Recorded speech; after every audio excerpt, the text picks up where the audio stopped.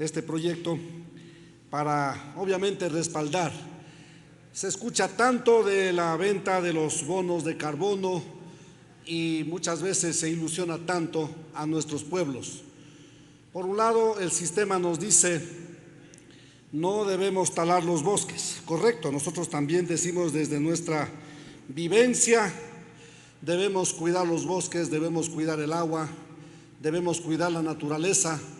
Hoy, incluso reconocido en nuestra Constitución, los derechos colectivos, los derechos de la naturaleza, los derechos del agua.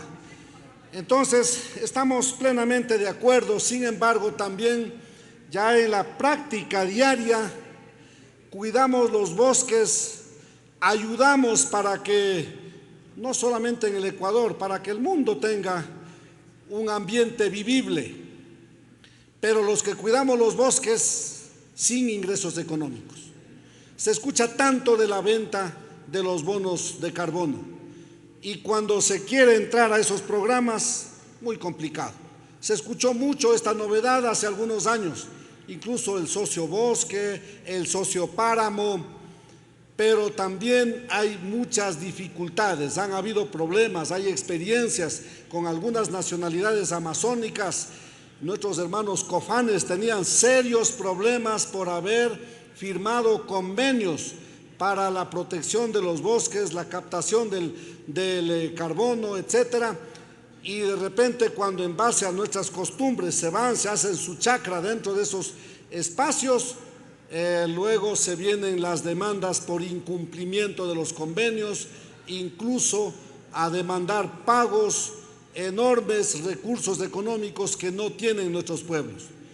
Esto no puede seguir, tiene que regularse, tiene que haber una ley que ayude a regular. En primer lugar, ¿por qué no buscar una forma directa para este tipo de acuerdos, de convenios entre los que efectivamente cuidamos los bosques, el agua, los ríos, los páramos, con las empresas que están pagando sus tributos, etcétera, para este tipo de propósitos?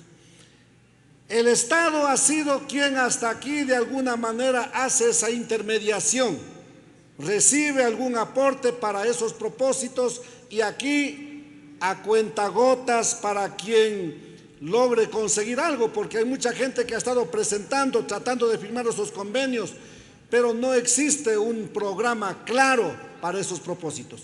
Lo que consiguen afuera con el argumento del cuidado de la naturaleza, aquí al interior del país poco o nada se comparte con la gente que efectivamente está cuidando los bosques. Así que es necesario una ley que permita que fluya este tipo de acuerdos entre los que generan la contaminación ambiental, las grandes empresas en el mundo, de una manera directa con quienes, en cambio, por otro lado, acá en nuestros territorios se hace un trabajo permanente del cuidado de los bosques, incluso resembrando, reforestación en las fincas, en los predios. ¿Cuánto cuesta reforestar? ¿Cuánto retribuye un programa de reforestación en una finca? Habrá que esperar décadas para poder recibir alguna retribución por eso. Económicamente no es nada agradable hacer trabajos de reforestación en las fincas. Claro, pensando en el ambiente, pensando en un bosque, se hace con mucho gusto. Ya sabemos que eso le va a alegrar la vista, la mirada, el ambiente, el espíritu, pero pensar que eso va a retribuir económicamente para nuestros conciudadanos que hacen ese trabajo de reforestación, nunca, o quizá muy poco. Entonces, es necesario que haya una recompensa para esto. Estamos totalmente de acuerdo que se dicte una ley. Felizmente vamos en el primer debate, trabajaremos los detalles. Necesitamos las voces de la gente que vive en el día a día cuidando esos bosques en la Amazonía, en los páramos, etcétera, etcétera. Por otro lado, una ligera reflexión para concluir. Aquí nos han traído un pequeño monigote con el rostro de un oso de anteojos. ¡Qué bien! No sé quién fue de la iniciativa, pero felicitaciones a quien tuvo esa iniciativa de traer aquí ese ejemplo para la reflexión. Todos sabemos cuál es la condición que están atravesando estas especies en todo el territorio nacional. Pero es hora también entonces, así como aplaudimos cuando entra aquí el osito de anteojos, es necesario que hagamos conciencia qué estamos haciendo en relación a los bosques donde sobreviven estas especies. Y a veces más puede la política petrolera, más puede la política minera, y en esos casos poco importa la vida de las aves, la vida de las especies, fauna, flora, etcétera, etcétera. Sí, cuando vemos un osito aquí nos conmovemos. Ojalá eso se pudiera poner en la práctica, en las políticas públicas. Los proyectos mineros en la parte andina ecuatoriana está exterminando de una manera veloz la vida silvestre. Conciencia, colegas asambleístas, conciencia. Hace unos días, gracias a la Comisión de Biodiversidad, convocamos al señor ministro de Energía y Minas a que explique si las concesiones mineras que se han entregado a lo largo y ancho del territorio nacional han cumplido con el requisito de hacer primero la consulta previa, libre e informada, tal como manda el artículo 57 de la Constitución. Pero el propio señor ministro Fernando Santos Alvite dice públicamente ante la Asamblea Nacional que no han cumplido con ese mandato del artículo 57 de la Constitución en relación a la consulta previa, libre e informada.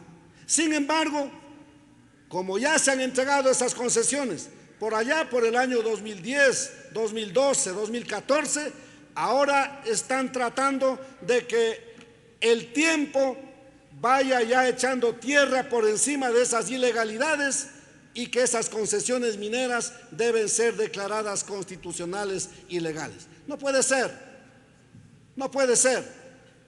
Por lo tanto, señor presidente, nosotros insistimos, alguna vez aquí se propuso que se conforme una comisión técnica para que haga una fiscalización, todo lo que tiene que ver con la política minera, que se revise si se ha cumplido con esos requisitos, sí o no.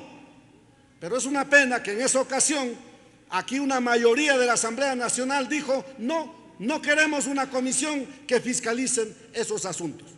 Por eso decimos nosotros, siempre hay una contradicción.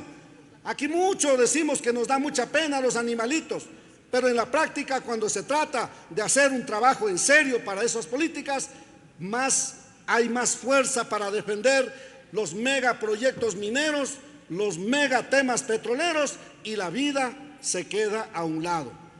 Sería bueno de retomar estas iniciativas, de que se conformen estas comisiones para hacer una fiscalización en serio, si se está respetando el artículo 279 que manda hacer el plan del ordenamiento territorial de manera articulada entre los distintos niveles de gobierno, con la participación de la gente, de la ciudadanía. Concluyo, presidente.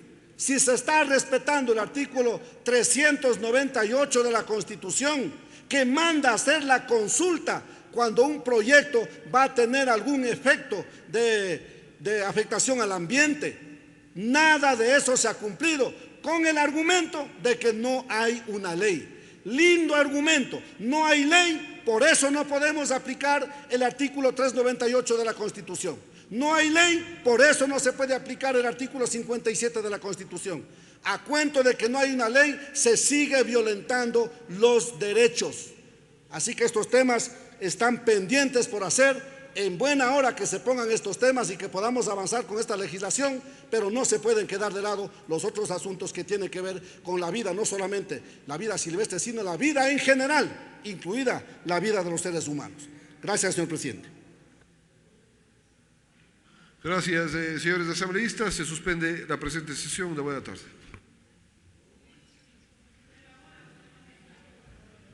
Con la intervención del asambleísta